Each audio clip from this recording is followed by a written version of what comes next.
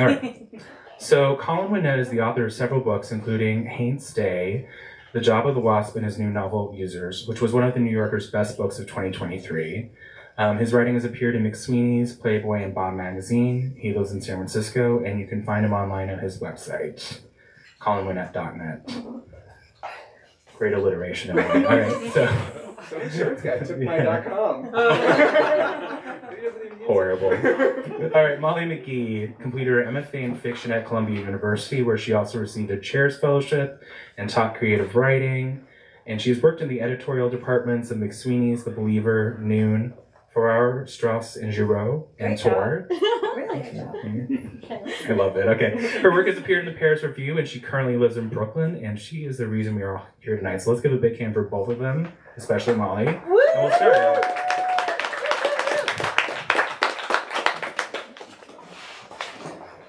Choose your preferred. I didn't mean to be condescending, but I've been going, I hope I didn't come off that way, but I've been going to places and Giroux is like the stupidest word ever. Why did they name a publishing company for our Strauss and Giroux? It's like they wanted it to be unpronounceable. Just slightly inaccessible. Just like, yes. Well, I figured it out. Okay, I guess we figured out why they named it that. Cool. Well, hi, Colin. Hey, Molly. Thank you so much for having me here to talk about your fantastic book. It's really an honor to be here at Green Apple talking about Jonathan Abernathy, You Are Kind, this beautiful book, with the great Molly McGhee, who I've been a huge fan of for a very long time. And since the day we were at AWP in, I think, 2010 or 11 maybe, would have been. And I don't remember what I was doing, some of this tabling somewhere and something, and I was like just missing myself. I was like, I'm not really an online writer. Like, I only have like a couple thousand followers on Twitter or something. Like, you were like, for a writer, that's good.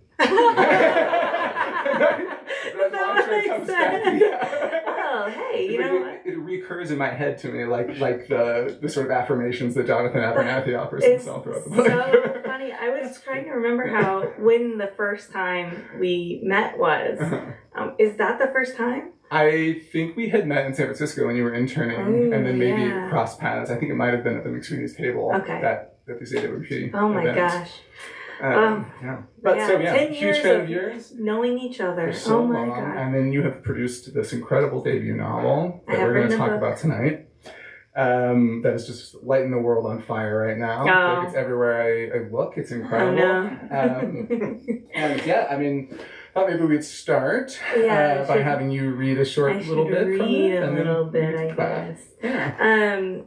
So I'm going to read the first 2 pages because I feel like everyone in the room goes to a lot of readings, and maybe the reading part is their least favorite part.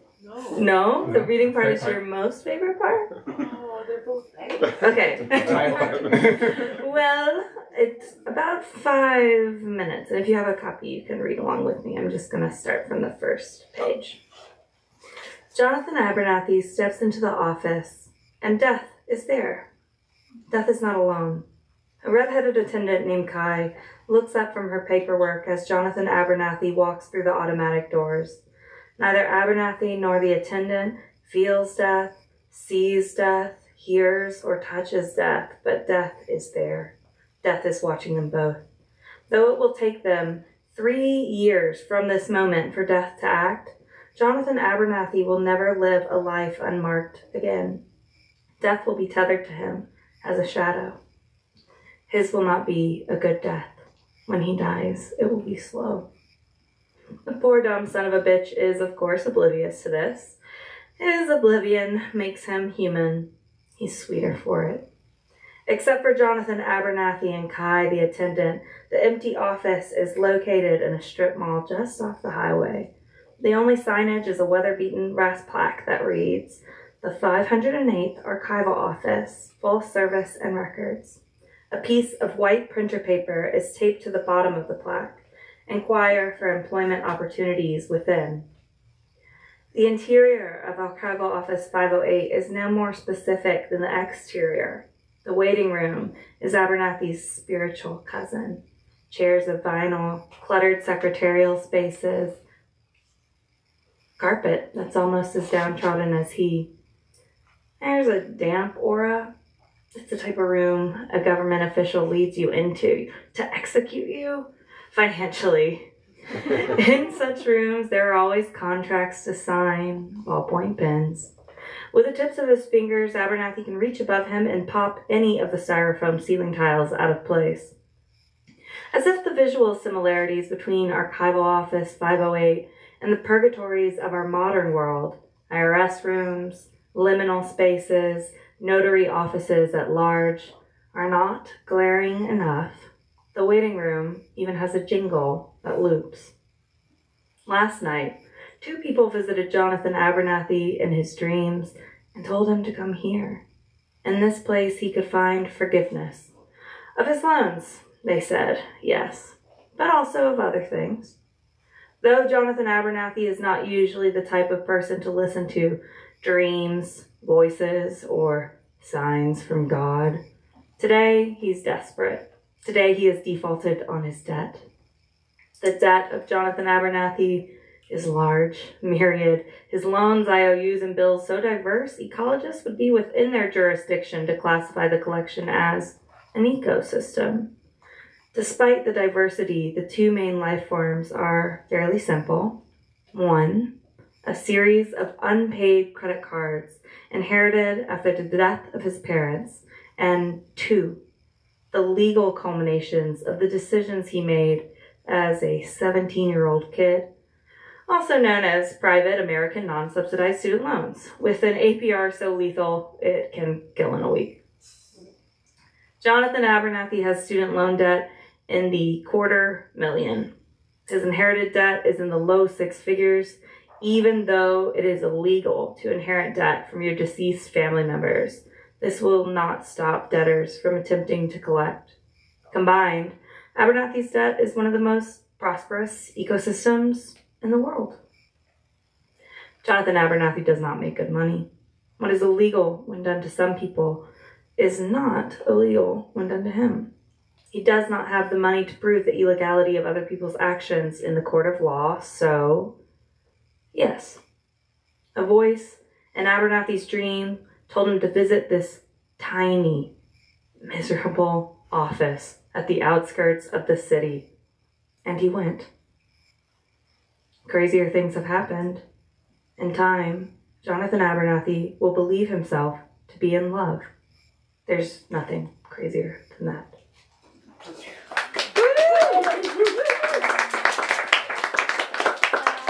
Oh man, it's incredible. You know, you sort of like, I feel like when you're drafting questions, you're like picking out these little individual things to talk about, and you're like, all right, we'll talk about this, and we'll talk about this, and we'll talk about this.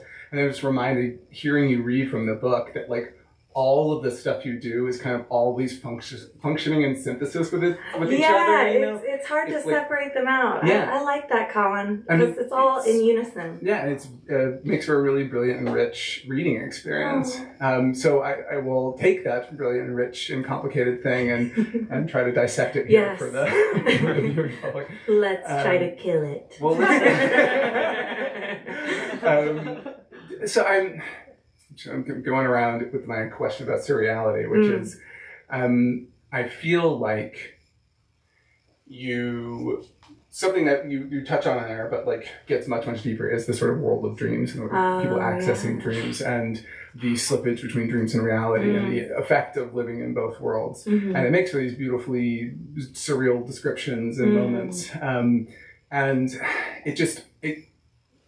and then it's contrasted with stuff that you just kind of read. It's very rooted, office right? space, office park, strip mall, like this sort of like drabbest articulations of capitalist reality, you know? Yeah, you're like, is it the outer city or is it the outer suburbs? We'll never know. Yeah, and it makes for this very rewarding juxtaposition. And I was just curious reading it. Like, is this something did you always know you wanted a foot in both spaces? Did you know you wanted to write this surrealist anti-capitalist novel, and or did something unlock along the way? I see. Okay, so I was gonna give a glib answer, but your question was really nice, so I'm gonna try to actually answer it. Glib away, get glib. Yeah. I've been planning this novel for 20 years. I would say, it's interesting because you don't I wrote a novel before this novel, actually, and I ended up pulling it from sort of the submission process because it was a little too personal. And then I wrote a novel that is also secretly personal about a guy who has a shit ton of debt, and I may or may not have that in common with him. But the premise of the book is that it's about a young man named Jonathan who he has quite a lot of debt. He's on his last legs, as you guys just heard, and he gets this job where he doesn't exactly understand what it is at first, but he has to go in to other people's dreams and remove the things that make them anxious or depressed so that he can work more efficiently, or that they can work more efficiently the next day. I don't know if it was the form of it, like the genre of it, ended up being intentional. I mean, I feel like you know this, but like when you set out to write something, you can only write the version of the thing that you like come to. Yeah. And I don't know how much planning there is in those processes. I'm sure when I first started writing, I thought it would be something slightly different. But the thing about writing is it's incredibly embarrassing. It's very messy. It's very messy. And so by the time it gets to the reader, it's inevitable, in my opinion, that it could have been anything else. So as to the form and the genre, I can sort of wonder why I did those things, but I don't know if I would ever be able to really know. Is that a cryptic answer? I'm sorry. No, it's an honest answer. It's just truth. You know, Yeah. It's an interesting thing because I feel like interview questions often make it seem like we sit back before we even start writing. Yes. We're like, I'd like to pre-make every possible decision, every brilliant sort of potential outcome, and then I will just express them perfectly. Everything is pre-decided. Yeah. Because I'm very, very smart. I'm so smart. I'm so smart. Well, I have students. I'm a teacher, and so a lot of the surreality about this book, I think, is rooted in, I used to be an editor of science fiction and fantasy, and I was a writer before that, but I was suddenly in this role where I had to pretend like I wasn't a writer at all. And I went into people's manuscripts and I had to perform editorial work. And really what that taught me was books are so nebulous and complicated and impossible to sort of describe. And the writing process itself is also equally mysterious. You just have to attempt it until it clicks. And then once it clicks, you have to follow your intuition. And it's hard because I want to be honest about that, but it does make me sound like a dumbass sometimes. But if my students are listening, I want them, I want them to know that you don't sit down at the page like, I'm going to write. Actually, this is a funny story. When I used to work at McSweeney's, when I first interned, we all stood in a circle and introduced ourselves. And I said, I'm Molly, I want to be a teacher. And the person across me said his name, and he said, and I'm going to be the next great American novelist. Oh my God. That was me. And I was like, God, I wish I felt that sure about anything in my life. So I remember how intimidated I felt at 18 when he said that, because I was like, that's okay. I've never wanted something that badly before. I bet that's gonna happen to him. But now I try to be sort of like, I don't know what I'm doing. I do in a way, but in another way, you never really know. Yeah, I think writing is it's a searching act. It is a searching act. And it's like collection. Yeah, it's like if you make all your decisions beforehand, you're not searching. I'd like to think of it as curation because it's really one of the only art forms, and this is why I started writing, is it's one of the only art forms that you actually don't need money to do. And so you're actually not reliant at all upon the physical, and everything is done in the abstract and theoretical mind before you commit to putting it on paper. And in that way, thinking about writing in that way as a framework has always really helped me not to get too in my head about it. I read a lot, and I think that's probably why my book turned out so weird, is because I really like reading everything. I'll read anything. I'll read anything once. But, you know, it's kind of complicated because you take everything you've ever done, everything you've ever known, every story you've ever heard, and then you pick the parts that feel true. But even that is circling around it because hashtag what is truth. So it's just very complicated. The key word there is feel. Feel, yes, I think so. I think it's an inherently emotional act. Yeah. So yeah, writing is messy and mysterious, messy, embarrassing, fumbling in the dark, and but we do. I feel like we probably both have had these just moments of clarity or something where things unlock or present themselves to you in a very clear, satisfying way. And so I guess that would be my follow up to this this line of thinking is what were the sort of happy accidents of Jonathan Abernathy, the surprises that really stand out to you now? Okay, so the biggest surprise is actually the one I'm most embarrassed about because it sounds like my marketing team told me to say it. But so for me, a lot of the times my ideas for things come to me in dreams while I'm sleeping. I have really, really bad insomnia. And so when I do dream, they're very, very vivid. And so the idea for this novel came to me through a series of anxiety dreams that I was having repetitively. And for me, the strangest part about the book is that I was originally writing it as a type of exorcism. So as a way to escape those recurring dreams. Now, the fact that it is also about dreams is a little on the nose, so I feel a little embarrassed sharing that transparent process. But it was very, the whole story was there for me. And where the surprise and the delight came in was in the language, and particularly the rhythm, the poetry of sort of figuring out how these characters could talk to one another. Yeah, that's great. Maybe we should talk about the narrative voice for a little bit, because there is this, this very like sort of coy, funny omniscience, but still, there's still like someone telling the story and someone who's like, I don't want to give anything away about the end, but like, there's a kind of perspective to the narrative voice that feels both fully invested in the story and also sort of like dispassionately observing it and sort of mocking of certain decisions in certain moments. So yeah, just tell me about the development of that. I mean, I guess you kind of were starting to already. Yeah, I guess so. Narratives are interesting. Narrators specifically are very interesting because they are such a strange concept that determines the entire way you come to the story. For me, I think when I was coming of age, like when I was really, my first book job ever was out here in San Francisco at McGhee's. And I think you were the first professional novelist I ever met. Can't be true. It's true. And you gave me a copy of your short stories, the cardboard one, with the bunny on it. Not a novel. Well, it's not a novel, but it was obvious you were going to write a novel. So please. Are you going to embarrass me on live stream, Colin? So when I was at McSweeney's, a lot of my job was learning things for the first time. And it was really my first introduction to contemporary American literature. And what I loved about sort of my job there, I didn't love the payment, was the fact that I got to read some really, really, really strange things.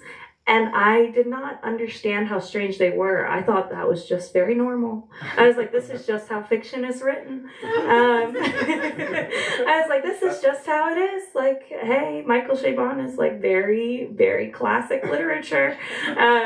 So I think that really shaped the way I came to all of my sort of reading of novels, because I wasn't really a novel reader. I read the classics, but I hadn't read any contemporary fiction. And I think my time doing that, and specifically archiving, I remember my job was archiving all of the author interviews at The Believer, really shaped the way I think about fiction, because it was all I was doing for like 4 months was just typing up author interviews and reading the weirdest shit you could possibly imagine. So I don't know if like my conception of what narration should be, like italicized should, ever fully developed in a proper way. I was just always like, oh, the narrator is the most efficient tool of the story because it is the way that the reader is going to interpret. It's a type of perspective on its own. And I was thinking a lot about the way, you know, it's the narrator who is really a type of intermediary between all of these characters and their very differently lived lives. So I wanted to explore that. And there are some tricky maybe shifts or unexpected twists that play out throughout the book as a way to get closer to understanding what that means. Yeah, that's an incredible accomplishment in the novel. I think is that thank you. We were talking about it, like, you know, it's a surreal book that like delves into dreams and all this stuff. So it sounds like it could be like, you know, very loose or very sort of like hard to grasp, and yet it's totally riveting. It's like super compelling. It's very twisty. It's very like exciting. I love it when I like it when they kiss at the end. You know, it's like I like the book. I used to feel ashamed of this part of myself as a reader. You know, when I was younger, I was like, I want to read Beckett, and that's it. And that impulse was really important. Like, I loved that period of my life. Like, I think there was a summer where I read every Cesar area, and I was like, this is amazing. This is perfect literature. But then as I found myself at a job that I didn't expect to get, editing sci-fi and fantasy, I just kind of fell into it from my time at FSG, which is very literary.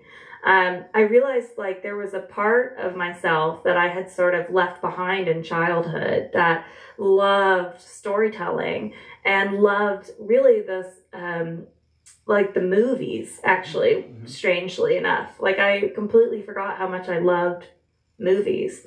And one of the reasons, because I was so focused on fiction, and one of the reasons I love movies so much is because they are really committed to the idea of using story and plot as a way to get at characters in really deep, almost tragic and comedic ways.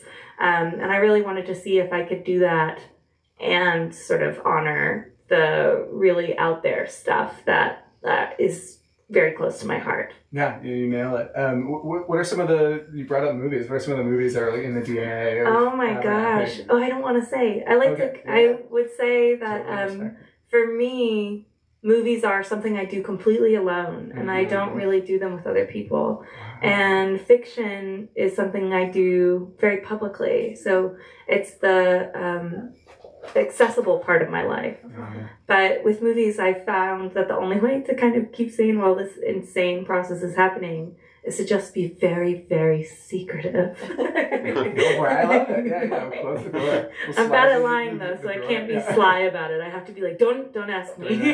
Well, can I ask about books then? Okay, yes, we can talk about books. What are the books in the DNA? This is it's a kind of funny question because it's like you never know, and each time someone asks me, different books come to mind. Totally. Something that was asked at Skylight when I was there was, who would you put next to your book on a shelf? And while I was researching the book, I read a lot of David Graeber. Are you guys familiar with David Graeber? He's an anthropologist. He's passed away. I really, really love his work, particularly around money, labor, and the book that I read extensively to write this book is a book called History of Debt. So that was one of the main books I used when I was sort of really thinking about the concepts of systems and exploitation at play within the text. And then another book that I love, which is kind of a little out there, is a book called Entangled Lives by Merlin Sheldrake, which is a book about fungi and mushrooms. Great. I mean, they're not novels, but they are my two sort of like most researched, like the texts that I poured heavily over to sort of prepare to write, because those were sort of the underlying ideas or concepts of the novel in nonfiction. There's some novelists like Hilary Leichter's Temporary, which I think is amazing. Nana Kwame Adejebrinya's Chain Gang All Stars just came out, or not just, it's been like topping everything for a while now. But I really, really enjoy that book because it's doing something that I feel like everyone has been hoping for a really long time, which is that genre and literature are no longer divided, but instead of one body. And so I find myself like usually looking towards the people who have written on the cusp. Like, I love your work. I love how you play with a new genre in each text. I love the work of, Brian Evanson. I think he's amazing. One of the best horror writers and literary writers writing today, but weirdly just so hard to shelf in a bookstore. I would say those are sort of some people I was thinking about. Great, yeah. I mean, the influence of those books is definitely helpful. So one thing that's weird, because I was just thinking about this question while you were talking, and in response to that, and I was like, actually, I feel like it's a little bit unfair in a way, not to you, but to genre, to say, because I was going to say something that genre sort of has, or an element that a lot of genre has, is this like this consideration of world building and having to sort of be thoughtful about that, and like it's weird because I guess that's not really true. Like, even a campus novel has to build a world, like there are like a straight up literary novel or whatever people would call that. I don't even know what it is anymore. But it's interesting you brought up campus novel. Yeah, let's talk about why that's interesting. Well, it's interesting because I just talked to a journalist called Kate Dwyer about campus novels, and I think a piece is coming out tomorrow in Esquire about it. Okay. But it's a lot about how we use realism realism has, in my opinion, moved from a neutral to a framework for the idealized. Mm-hmm. So we aren't necessarily grappling with the strangeness of life. And I think the campus novel is one of the forms that really underlies like the systems that create the quote unquote realism we're thinking of. Mm-hmm. Anyways, this is a side note, but very interesting to think about campus novels as genre, I think. Yeah, well, I mean, that's why I started kind of leaning towards genre and getting into genre on some level. Campus novels? Well, not campus novels, but just the idea of like the realist novel being like, wait, this is a genre. And yeah, like, it is. Campus novel, all these things that are being presented with that are like non-genre are like have tropes and follow these same rules and like do a lot, have a sort of traditional lineage that are happening. And so it was just like, it felt to me like I could take some of the same content or emotional, excavation and give it like this sort of all these different outfits to wear in order to sort of draw some attention to the way really interesting. Yeah. That's interesting. I was just rereading the Martian Chronicles by Ray Bradbury, and I was thinking, I was like, this would never get published as sci-fi today. Like, no one would ever. None of the largest sci-fi editors, they would be like, what is this? They wouldn't understand what it was they were looking at. No, world building is really interesting because it's a term that we have given to what I think of as the logic of the text. Mm-hmm. So when we're talking about world building, what we're really talking about is the rules that govern the narrative. Mm-hmm. And Karen Russell has something really interesting to say about this. When she was writing Swamplandia, she had one of the opening chapters where a girl fell out of a tree. And it's a slightly sort of magic realist novel. And her editor came back to her and she was like, okay, if this girl falls out of this tree and falls 10 feet, this completely changes the laws of the entire book. It becomes a book where gravity, it doesn't matter, and she becomes invincible. And Karen Russell was like, oh, 3 feet then. And her editor was like, that's doable. So it's really interesting to think about world building through sort of the lens of the reader. It's really an agreement with the reader that you're coming into in the very beginning of the book. Yeah. You're telling them this is what you can expect, and you can expect shifts and changes within this framework, but this is sort of the thing that we're going with here. Yeah, like on some level, I was just thinking that it's like you're kind of guiding the decisions they have to ask. Yeah. Or the questions they have to ask. Sorry, not the decisions. Yeah. Like sort of what questions do I want them to be asking while they're reading is a big piece of world building. Well, I think of reading, I think of myself as a reader first. Like, I love writing, but really in my heart of hearts, I'm a reader. And it's my opinion as a reader that texts are co-created. Mm-hmm. Each reading is very, very different. Now, as a writer, I'm kind of pissed about that because it means I don't have the control that I want, or maybe that control is an illusion after all. But I think it's co-created. Now, we can look at your last two books as an example, because Users and Job of the Lost start out very differently, but within the first 3 pages, you sort of give us the framework for the story that's going to take place. Users, it's about sad man in tech who is maybe incredibly ignorant in a way where when I was reading your text, I was like, man, this guy and Jonathan would be really good friends. It's so true. I was like, they would be able to hang because their self-denial is astronomical. And then in Job of the Lost, it's a what? Hey, you said it, not me. But in Job of the Lost, you clearly set us up as entering into a gothic. There's an orphan, and you're almost aware of the fact that it's an orphan. So there are some subtle things that when we're talking about world building, what we're really talking about is successfully cueing to the reader, like, hey, this is what you're getting into. Because when you tell people what they're getting into, they're allowed to relax into it. They're more susceptible. Yes. Whereas if you keep them on the edge of their seat the whole time, they know that you're going to surprise them. And so your surprises are less effective. So true. Yeah, I mean, it's interesting because it is like, if you tilt the frame, the way the audience responds changes so dramatically. Like, it does. In a different set of hands. Like, because there's something that I really love about Abernathy is the way you handle this sort of technological side of it. Oh, thank you, yeah. Or kind of like not handle, or like lightly handle. It's like you don't invite too many questions about like, how does this dream technology work? Because it's not really relevant, and it's also not really relevant to the perspective that where you place the frame. Also, how many of us really understand how our jobs work? Exactly. The job of Abernathy is just like, it recreates that sense of like, the world is so much bigger than me, and I guess I just like should go over here and do my small little thing because this is far beyond my understanding. Right. Like right now there's an emergency. I'm going to fix it. 6 months later, you're like, oh my God, what have I done? Because we don't necessarily know what the implications of our actions are. Information is kept from us, especially in corporate employment. But it makes sense that your character in Users does this because he's the CEO.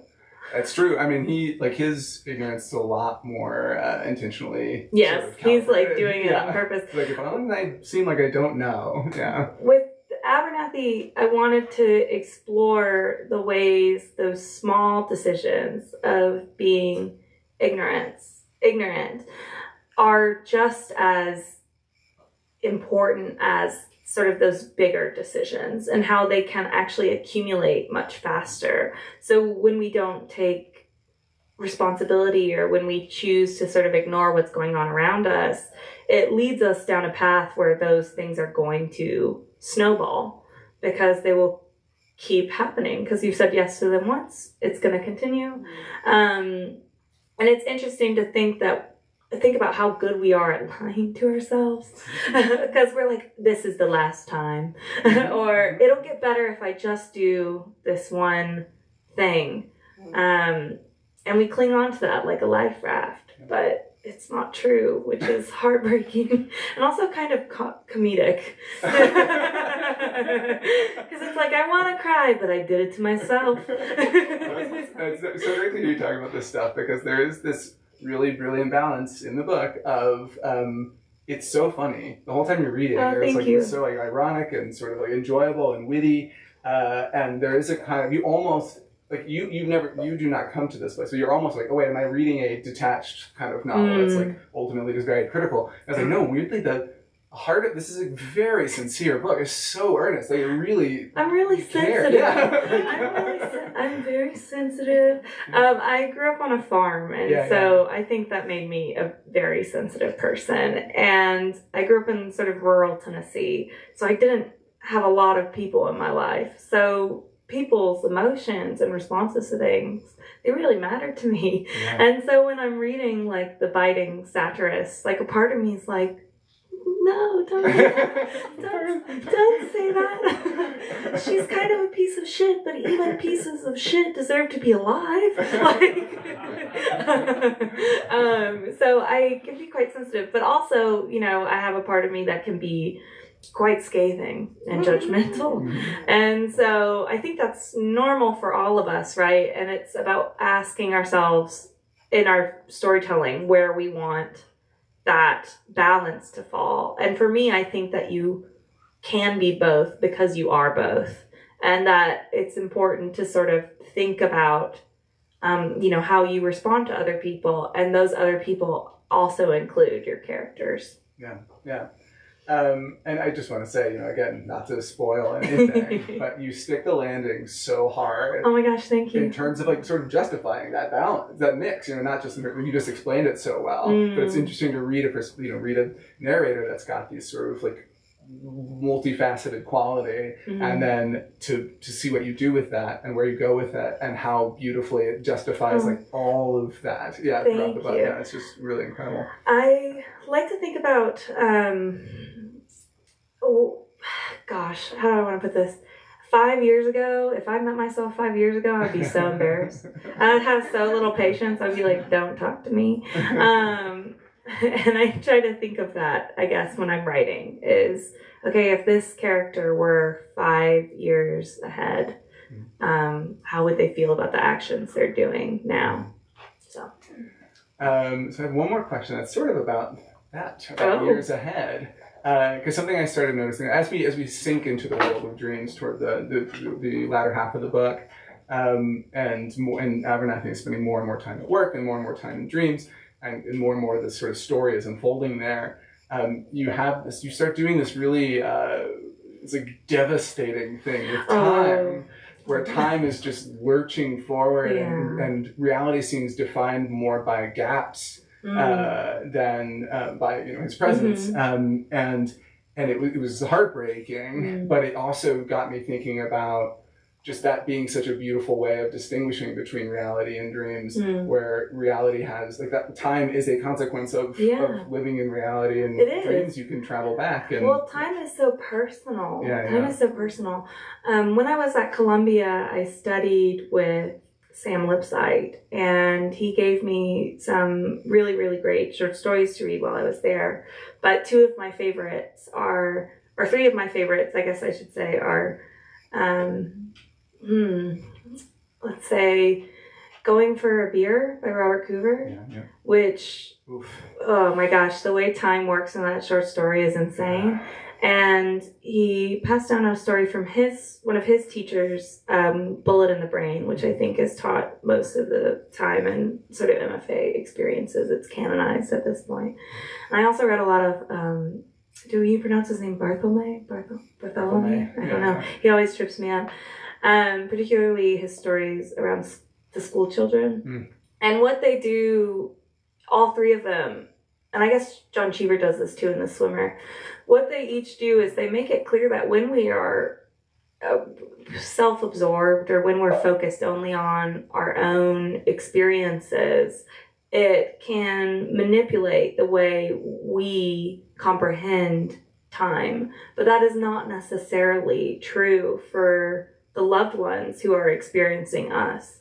So we may get caught up in work or accomplishing a project, and you know this because this is integral to actually the way the text of users works, and you lose track of how fast or how slow things are going, and you look up and you realize like, oh, I haven't spoken to my best friend in 7 months. And I think that is a really jarring part of getting older, because when we're younger, we're told it's going to happen, but we don't understand it. Mm-hmm. So, our parents tell us, oh, time flies. Remember when you were 5? And you're like, whatever. Literally 100 years yes, ago. it's like, I don't know what you're talking about, and this is insulting that you think of time with me in this way, and when I cherish every moment, so fuck you. But like when you get older, you realize, like, I was thinking this the other day, I hadn't talked to someone in 6 years, but I had completely forgotten that I hadn't talked to them, because I'm a very rhythm-based, I live life on a rhythm-based sort of way.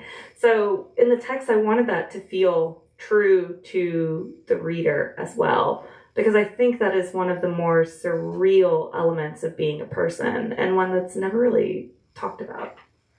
So The Swimmer was a huge influence on users, and I feel like it's got, I was trying to puzzle if, I was like, is it because we're of the age that we are, that like this, The Swimmer is like everywhere, Yes, I wonder that too. I'm like, that is me. I loved it so much because I remember being a kid and having those conversations with people, like, time, it's all gonna go by in a second. Not understanding it, but then it was like one summer, I feel like it was in between like middle school or high school or something like this, and I was like, summer goes fast. And I was like, does that mean that when you get older, life feels like the end of summer? Yes. And I was so, just terrified. You were like, I need to go later. I don't want to go to school. I don't want time to move forward at all. It was really upsetting. So when I read The Swimmer, I was like, oh, this is like about that. Yes, it is. It's really strange. Yeah. It's just strange. Yeah. Well, I do want to open it up, because I feel like I'm hogging the whole conversation here.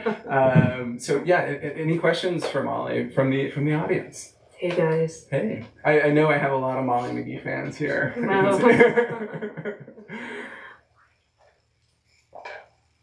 Gotta wait them out. That's the thing. Somebody it's will okay crack. with me if nobody has questions. Readers are shy. It's true. With no thoughts. Just empty thoughts. Okay. All right. We'll call it. I'll ask another question. I got a ton. No, I think we're good. We're okay. Well, I'm like, get me out of here. Read this, and you'll have a lot of questions and a lot of answers. It's a fantastic book. It was an honor to talk to you about it. Thank you. I'm so happy for you. Congratulations on your debut. Thanks very much. Looking forward to the next one. When's that coming out? Where's my next Feed the Beast? Okay, slow down, Colin. Everybody grab a copy of this book of Jonathan Abernathy, You Are Kind. And Molly's going to be signing books. Come say hi. Yay. Woo! Thanks, guys.